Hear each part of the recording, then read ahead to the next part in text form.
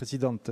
Alors je n'avais pas prévu forcément d'intervenir puisque mon collègue Alex Vinciguer avait porté la voix du groupe, avait quasiment tout dit.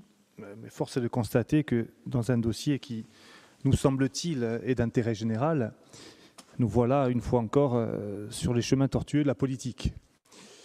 Eh bien, quelques mots tout de même avec Christelle. Nous avons aujourd'hui l'habitude d'échanger des amabilités dans cet hémicycle. Et uniquement dans cet hémicycle, en dehors de ça, tout va bien.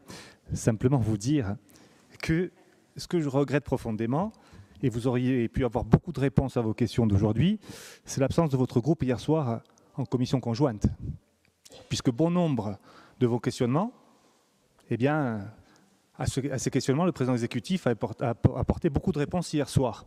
Nous étions d'ailleurs fort tard avec Jean-Christophe Angelini, Paul-Félix Benedetti et les membres de notre majorité, justement pour rédiger les 3 amendements qui ont été présentés par le président exécutif, qui viennent non seulement sécuriser l'article 2 visant à protéger et à sanctuariser eh bien, je dirais le statut des agents de la CCI.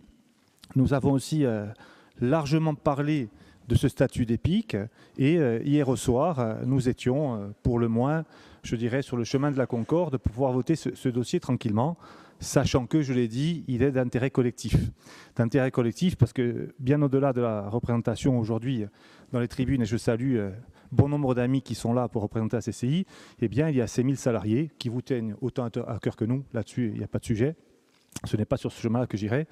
Mais tout de même, l'impréparation 2019-2022, on a déjà échangé sur le sujet sur le SMO. Il y a aussi la vision politique. Notre vision politique nous a menés d'abord sur le chemin du SMO. Aujourd'hui, force est de constater que nous allons vers un EPIC.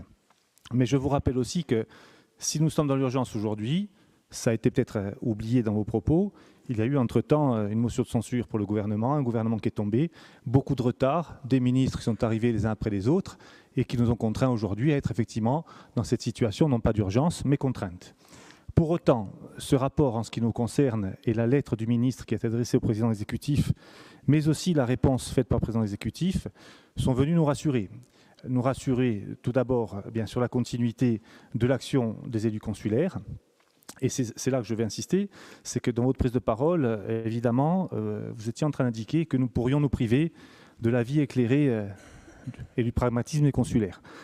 C'est exactement tout l'inverse que nous avons dit hier soir. Hier au soir, lors de la réunion des commissions conjointes, CDNAT et Commission des finances, ce qui est ressorti, autant des rangs de Corifront que d'Avancem ou de FAPO, c'est que nous avions absolument besoin, dans cette continuité, de la vie éclairée des élus consulaires. Pourquoi ? Parce que ce sont les sachants en la matière, ce sont aussi les garants du pragmatisme qui peuvent nous éloigner de l'immobilisme politique, nous le savons, nous l'avons en tête, et que cet outil de développement qu'est la CCI, au travers ses ports, ses aéroports, mais pas seulement, la formation, son rôle économique, les dizaines de milliers d'entreprises qu'elle représente, eh bien aujourd'hui, nous ne comptons pas nous en couper. Et après, pour conclure, mais je vous l'ai déjà dit, il est dommageable, dans cette vision que nous affichons vis-à-vis des Corses, encore une fois, de dire que le président exécutif compte une nouvelle fois récupérer une compétence et l'exercer. Ce n'est pas le président exécutif qui récupère cette compétence, c'est la collectivité de Corse. La collectivité de Corse, c'est nous tous. Aujourd'hui, il y a une majorité, demain, il y en aura peut-être une autre. Donc, plus la collectivité de Corse monte en compétence, je pense que mieux c'est pour tous. Donc, il ne s'agit pas de l'hégémonie d'un homme, loin de là, mais bien de notre institution. Elle a été conçue pour ça.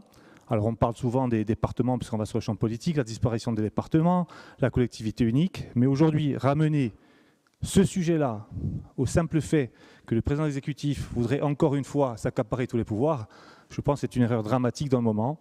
Moi, ce que j'ai envie de dire aux consulaires, c'est que nous sommes à leur côté. Nous nous battons depuis des années sur ce sujet. Et nous avons confiance dans le ministre Rebsamen et le gouvernement aujourd'hui pour aller au bout de cette démarche et que cet EPIC soit une réussite. Merci.